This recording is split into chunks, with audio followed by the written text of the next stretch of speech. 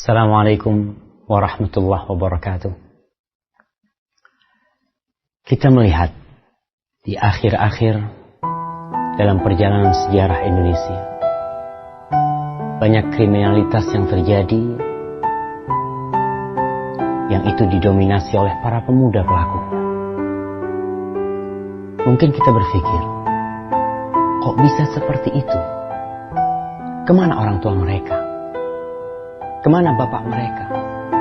Kemana paman mereka?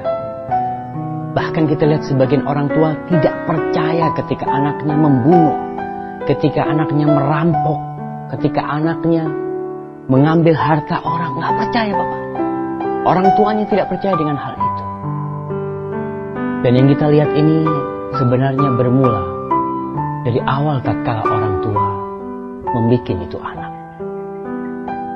Andai kata semua orang tua, ketika dia mendatangin istrinya, istri didatangin oleh suaminya, berdoa, memohon kepada Allah Subhanahu wa Ta'ala agar anaknya jadi anak yang saleh.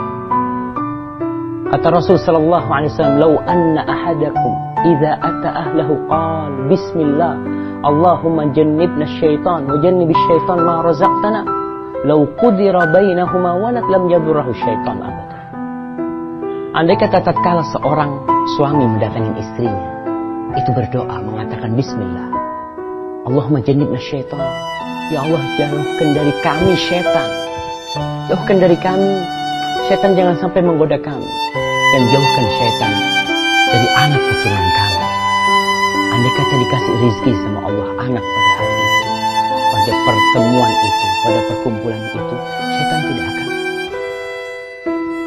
menyakiti, mengganggu, dan menggoda anak yang dilahirkan. Jadi bisa jadi yang kita lihat sekarang ini, karena orang tua tatkala mendatangi istrinya, dia tidak membaca doa. Atau sebagian mendatangi istrinya yang bukan istrinya. Sebelum menikah dia sudah berzina. Jadilah anak-anak yang seperti ini, yang orang tua tatkala ingin kebaikan anaknya, dia merasa berat karena sudah terjadi. Maka mulai sekarang, tatkala seorang suami hendak mendatangi istrinya, seorang istri mau datangin suami, berdoa. Perlu kita belajar, kita hafalin itu doa. Maka pengantin-pengantin baru, jangan sekedar nafsu, syahwat yang menjadi pemandu dia tatkala mendatangi istrinya. Karena kata Rasul sallallahu alaihi wasallam, "Wa fi bud'i ahadikum shadaqah." Kau mendatangi istrimu, dapat pahala sedekah. Subhanallah. Tapi jangan lupa untuk berdoa. Kalau kita meninggalkan doa, terus gimana? Kita akan memohon kepada siapa? Maka, ma'asyiral ikhwan, hafalkan doa itu.